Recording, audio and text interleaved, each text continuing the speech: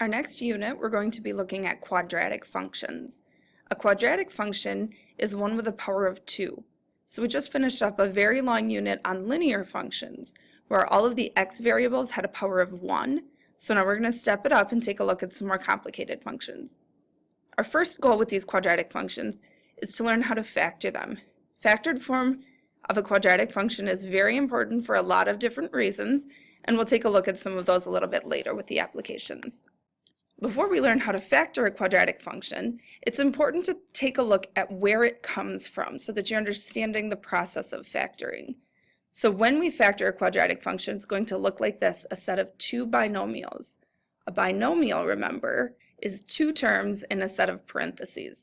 So we have two binomials here, and we're going to multiply these out.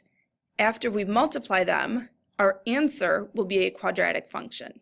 When we multiply, we do double distribution. So we're going to take our x, the first term in the first parenthesis, and multiply it to everything in the second parenthesis. So x times x gives us x squared. X times 8 gives us 8x. Negative 3 times x is negative 3x. And negative 3 times 8 is negative 24. We end up with like terms in the middle here. So to simplify our answer, we're going to add those like terms. And 8x minus 3x gives us 5x. So this final answer, x squared plus 5x minus 24, is a quadratic function. Notice how our first x has a power of 2. Now let's take a look at where these numbers in our answer came from so that we can relate them to the set of binomials that we started with. First of all, the easier one to figure out is this negative 24. The negative 24 came from negative 3 times positive 8. Secondly, we added to a positive 5. The positive 5 came from negative 3 plus 8. So when we start with a quadratic function, we're looking for two numbers that both multiply to the constant is the number without an x term, and add to the coefficient of x. So let's take a look at how factoring works. I like to set up a T-chart for my factoring to organize my thought process as I'm trying to figure out these two numbers that work. So first of all, in the first column, I put numbers that multiply to 14. That's the constant, the number without an x term. And in the second column, numbers that add to the coefficient of x. Well, right away, two numbers that multiply to 14 that jump out at me are 2 times 7. So I check the second column. Does 2 plus 7 add to 9? And the answer is yes. So we're going to factor our quadratic function into two binomials, x plus 2 and x plus 7. What's nice about factoring is that just like with our systems, we can always check our answer. So first of all, let me be very explicit that what we have right here is our answer. What I'm about to do is check to see if it actually equals what I started with. So I'm going to do that double distribution. X times x is x squared. X times 7 is 7x. 2 times x is 2x. And 2 times 7 is 14. So when I combine my like terms, I get x squared plus 9x plus 14. That does equal the quadratic function I started with. So my binomials, x plus 2 and x plus 7, are the correct factored form of my quadratic function. Next example, we're taking a look at numbers that multiply to 18 and add to 19. Two numbers that jump out at me that multiply to 18 are 6 times 3. But when I add 6 and 3, I only get 9. So those numbers won't work for both of them, so I have to find something else. Two other numbers that jump out at me are 2 times 9, multiply to 18, but 2 plus 9 is only 11, so that still doesn't work. A common set of numbers that students tend to forget about is 1 times the number. 1 times 18 does multiply to 18, and of course 1 plus 18 is 19.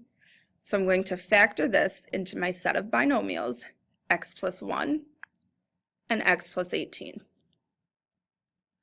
For the sake of the video, I'm not going to check every single answer, But again, you can easily check all of your work with factoring and make sure that you did it correctly by doing your double distribution. So on our first set of examples, we were multiplying to a positive and adding to a positive, so we knew our two numbers had to both be positive. Now we are multiplying to a positive and adding to a negative 10. So we have to keep a little bit careful track of our signs on this one.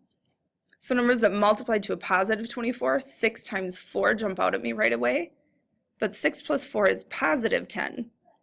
Another way to multiply to a positive 24 is if both the 6 and the 4 are negative. So if I have negative 6 plus negative 4, that will total my negative 10. So factoring my quadratic function, I get x minus 6 times x minus 4. Our next example, we are multiplying to a positive 30 and adding to a negative 13. So same as the one before, in order to multiply to a positive and add to a negative, we need two negative numbers. Two numbers that jump out at me for multiplying to 30 are negative 6 times negative 5, but negative 6 plus negative 5 is negative 11, so those won't work. Two other numbers that multiply to 30 are negative 10 and negative 3.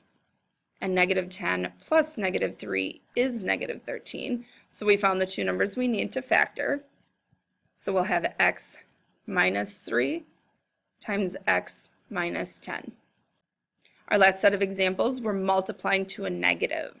Remember, in order to multiply to a negative, you need one positive number and one negative number. So our first example, we're multiplying to a negative 12, but what number are we adding to? Remember, if there's not a coefficient in front of the variable, we're multiplying by 1. In our case, we have a negative sign, so we're adding to negative 1. So what numbers multiply to a negative 12 and add to a negative 1? Well, I know 4 times 3 multiplies to 12, so if I make one of the numbers negative, negative 4 plus 3 does equal negative 1. So I got the correct negative number this time. So we factor x minus 4, x plus 3. Our next example, we're multiplying to a negative and adding to a positive. So let's see what kind of numbers will do that. Multiplying to negative 16, adding to a positive 6. Numbers that multiply to 16, we've got 2 times 8. So if I make my 8 negative, I have 2 plus negative 8, but that adds to a negative 6. Since I got the right number, just not the right sign, I'm going to switch it around and make the 2 negative. Negative 2 plus 8 does equal a positive 6. Factoring this one, we get x minus 2 times x plus 8. Taking a look at these two examples, notice the sign on the middle term. In example A, the sign on the middle term was negative, and 4 is bigger than 3. 4 ended up being our negative number. On part B, the sign on the middle term is positive. 8 is larger than 2, so 8 ended up being our positive number. So the sign on the middle term, when you're multiplying to a negative, will match the sign on the larger number. And finally, we have a couple of U-Try questions for you. Please come to class prepared to go over these so we can use our time productively.